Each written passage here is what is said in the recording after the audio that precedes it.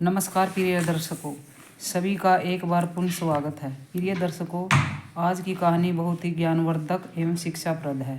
प्रिय दर्शकों, आज का हमारा प्रसंग है ईश्वर की सच्ची पूजा। ईश्वर की सच्ची पूजा। किसी नगर में एक शेख रहता था।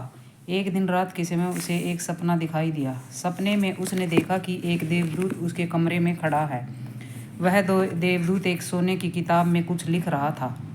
शेख ने उस देवदूत से पूछा, श्रीमान जी, आप क्या लिख रहे हैं? देवदूत ने उत्तर दिया, मैं उन लोगों के नाम लिख रहा हूँ जो परमात्मा के सबसे बड़े भक्त हैं। शेख ने अपना सिर झुकाकर निराश भाव से कहा, क्या ही अच्छा होता कि दूसरों की तरह मैं भी ईश्वर का पुजारी होता। मैंने तो कभी न प्रार्थना की है, न भजन किया, न व्रत किया और न उपवास किया, न कभी मस्जिद में नमाज पढ़ने गया। निश्चय ही मेरा नाम तो आपकी सूची में नहीं होगा। मुझको तो स्वर्ग में प्रवेश भी नहीं मिलेगा। यह सुनकर देवदूत ने उत्तर दिया, क्या किया जाए, मजबूरी है। आपका नाम तो सचमुच में मेरी सूची में नहीं है। तब शेख ने उसे एक प्रश्न और पूछा, क्या श्रीमान, क्या आप कभी कोई ऐसी सूची बनाएंगे जिसमें उन लोगों के नाम लिखे जाएंगे जो ईश्वर के बजाय मनुष्य मात्र को और सारे विश्व को प्यार करते हैं?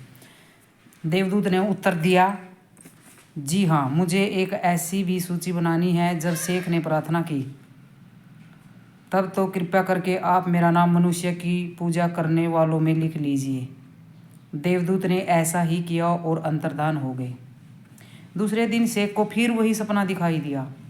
सोने की पुस्तक हाथ में लिए देवदूत फिर आया। कमरे में खड़ा होकर वह अपनी पुस्तक के पन्ने पलटने लगा। शेख ने उसे पूछा, अब आप क्या कर रहे हैं श्रीमान? देवदूत ने उत्तर दिया, मैं अपनी किताब में पुनरावृत्ति और संशोधन कर रहा हूँ। मैंने ईश्वर के भक्तों के नाम उनकी योग्यता के क्रम में लिख डाले हैं। शेख ने देवदूत से उस पुस्तक को देखने की अनुमति मांगी। देवदूत ने उसको पुस्तक दिखा दी। उसे देखकर शेख को बड़ा आश्चर्य हुआ, क्योंकि उसमें तो अपना नाम मनुष्य पूजकों की सूची में लिखवाया था, परंतु पुस्तक में उसका नाम ईश्वर भक्तों के सबसे पहले स्थान पर लिखा हुआ था।